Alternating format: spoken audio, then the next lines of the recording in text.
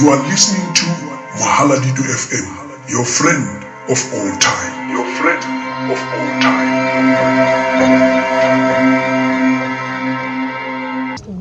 I wanted to ask one other question. How consistent are you going to check, or are you going to put some inspectors to see? Because some of the programs, they are done in a week, and then maybe second week or so, a month, the sanitizers are not there, everything is not there. How are you going to make sure that the consistency of all the plans that we are put in place are happening? Well, we've got circuit managers. We've got 52 circuits in the province of the Free State, and the circuit managers will be visiting schools. At the moment, there's something I did not mention there. Oh, I made a big mistake. The environmental health officers. Environmental health officers have chosen schools, and we have agreed with the Department of Health that they would come unannounced to schools to come and check our compliance to COVID-19 issues. So it's one area of monitoring from the Department of Health that would be checking on us whether we are complying. And on our side, we've got circuit managers, we've got principals, we have trained them. You see, that's the most important thing. We have trained them. We have trained the teachers themselves. We have trained SMTs. We have trained the learners, right? We have trained the parents. So if learners don't see that there's something that's missing, they will be able to raise it, and somebody will be able to know. So you can be rest assured that we don't want this program to falter, because if it falters, people will die, and we don't want anybody to die. So on your last words, for the interest sake, do you think you will defend your title of being number one this year? Oh yeah, look, our intention is to be the best, right? And then, yes, coronavirus has actually affected us a little bit, especially with camping, because you see, children from the poor communities sometimes it's not only the school that affects them, it's also the home environment. Because if they go home, they are not able to study because of the home environment. And people don't understand, that's the actual reason why we're camping them. Camping them is not to try and make them remember everything, but it's to give them space to learn at a particular pace. It's to give them space to study in the evening so that they are able to study. Nobody says, "Ufetsa electricity," right? So those are the things that so camping has been my problem now. We have not been able to camp these kids the way I would have wanted to. But I'm telling you, the advantage we had was that we worked with them in grade 11. Started showing them that to work hard from grade 11. So I think that we will defend the title. So we think that we will solve that learner transport permanently, because we need to relook at the routes that they are using. We need to relook at the thing that once you build more hostels, why are we not having a reduction in the number of learners that are using this transport? So there may be some things that we need to look at that are not going the right way, but we'll get it right. Now, you also mentioned that now during this period of COVID-19, psychosocial support for learners is more important than ever before. With the 52 social workers that you mentioned have been appointed, just take us through how significant their work is going to be now. Well, it's going to be extremely important. Remember, social workers, I always remind people that a school represents the community. What you see in the school is what happens in the communities. So what we have done this time is to say, look, if there's a death because of coronavirus, children are going to be traumatized. If there is a teacher that's affected, children are going to be traumatized. If learners themselves get affected, they're going to be traumatized. So we want some professionals who will be able to look at this and say, counsel these kids and make sure that they are ready. But also there's a lot of misinformation about coronavirus in the social media, in the public, and so on. So we want professionals who be associated with schools, so that if a learner has got problems, they know that they can go and talk to a particular professional. So this is going to help us a lot. But I must also add that when we went back, and I must really respect you for showing that, because other media platforms would have seen this and continue to run with this. This time, We saw what was wrong, we went back to see that there's been an improvement. So thank you for that, and thank you to all our parents in the state, all the supporters, and we've said to them, look, this is a new terrain, there may be challenges, there are going to be challenges, but when challenges come, you must be prepared to solve them and not blame each other, because our children are better in schools.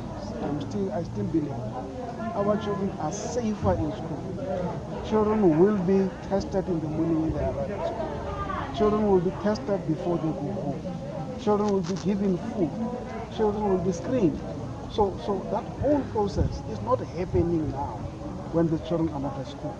So when they are here, they will be safe. They will be attended by health professionals.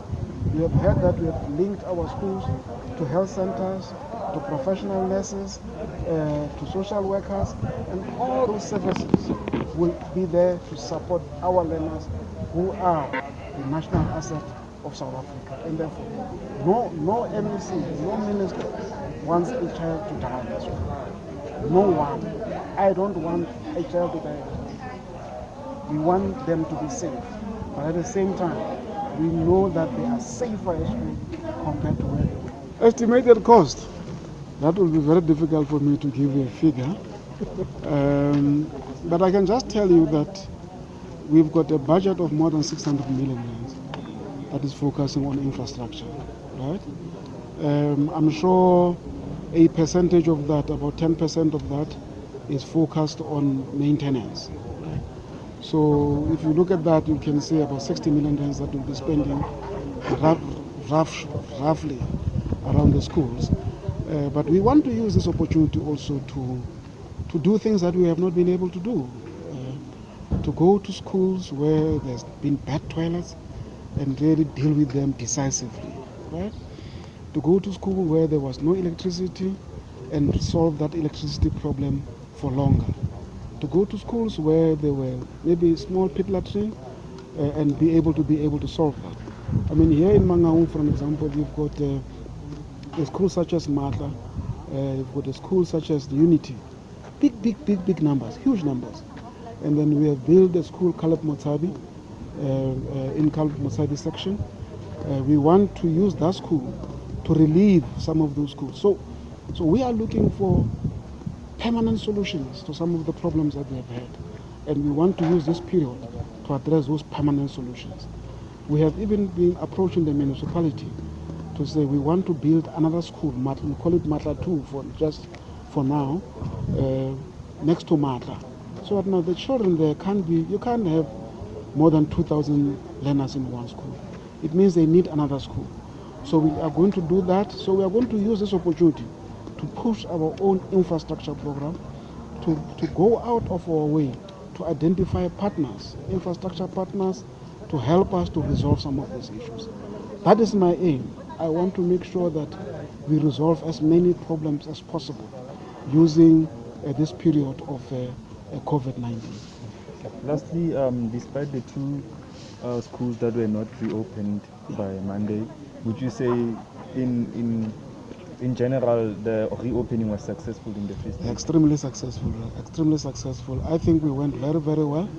I know that there's been people who try to go to the media and create something and so on, but I actually invite you to go to our schools and check where we are. But I must also thank the parents. The SGBs really, and the parents made sure that the environment is ready for their children. So we are ready. From Harib up to Fizzle Davi, our schools have done very, very well. Our children are learning today. As you can see, it's one of the good schools. Just to give you a sense, here they were telling me that they've got more than 200 schools, 200 learners. I think it's about 214 or something like that. Only 7 learners have not attended school for the past 2 days. So clearly it may be learners who come from other areas, other provinces who are still traveling. But all of them, all the learners are eager. They want to pass, they want to be doctors, they want to be engineers, and they want to succeed. And we are going to support them. in that spirit, in that journey.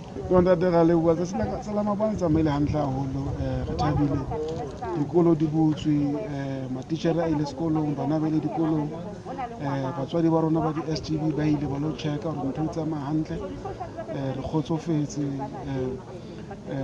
di-sanitizers ntho se tlameditswe dikolong di isitswe Department of Health yona ne ile e checkile kgotsofetse so ke kgola hore no kaofela rona re lokile le social development le yona e ile rometse di-social workers so re sebedise kaofela re le mmuso le matona le di-members of provincial legislature ba ile to various schools bo majoro ba ile ba lo checka so everything has gone very very well and we are happy ka support re fulia le di-media ba file supporto taba ena ya dikolo le fokoditse fake news ena ile ngata so ga le leboha haholo ka hore no Free State always number one.